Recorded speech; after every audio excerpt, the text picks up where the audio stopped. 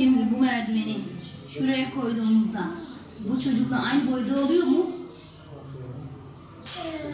Burada bir boşluk, bak koca bir boşluk var. Hangisi uzun?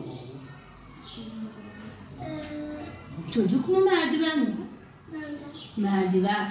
Peki bu ikisini de... Şimdi bizim toplumumuzda engelli bireyler son zamanlarda yavaş yavaş daha çok toplum tarafından kabullenmeye başladılar. Bunlarla ilgili okullaşma veya sosyal bir şekilde rehabilite edecek alanlar çok fazla artmaya başladı. Ailelerin de bunlara uyum sağlayabilmesi için çocukların evden çıkartmaları, biraz da sosyalleştirmeleri gerekiyor. Sosyal alanlar, parklar olur, kültürel alanlar olur. Çocukların bu tarz yerlerine götürüp biraz daha sorumluluk almaları gerekiyor. Ve farklı insanlardan çekinmemeleri, yani dışlanmışlık hissini artık üzerlerinden atmaları gerekiyor. Bu konuda bunu yaparlarsa biraz daha belki toplum tarafından daha çok kabul görülür ve o uyumsuzluk sorunu ortadan kalkar. Onun dışında zaten şu an kamuda bunlarla ilgili çok fazla alan var.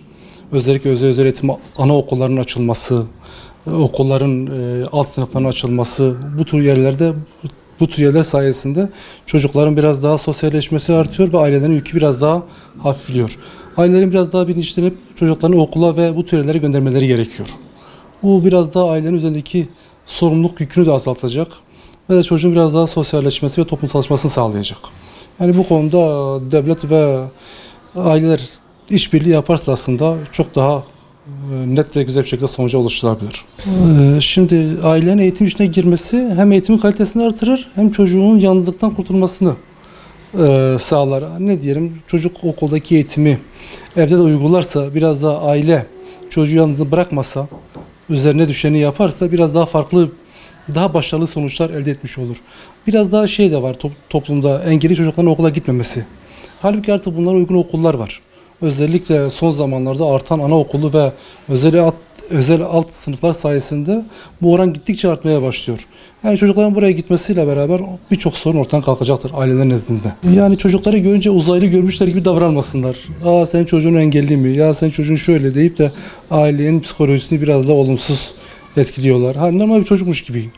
Biraz daha farklı, biraz daha sevencen davranabilirler. Ama hani direkt engel türünü veya engelli ibaresini koydukları zaman biraz daha aile içe kapanıyor, sokağa çıkmayı reddediyor. Biraz daha eve kapanıyor. Yani biraz daha ılımlı yaklaşırlarsa normal çocukmuş gibi. Yani parkta oynayan herhangi bir çocuk gibi davranırlarsa biraz daha iyi olur aslında. Aile nezdinde daha iyi olur. Şöyle söyleyebilirim, onlar da bizim bir parçamız. Kimse kimseden daha üstün ve farklı değildir. Yani herkes engelli adayıdır zaten ama günümüzde maalesef olumsuz şeyler oluyor.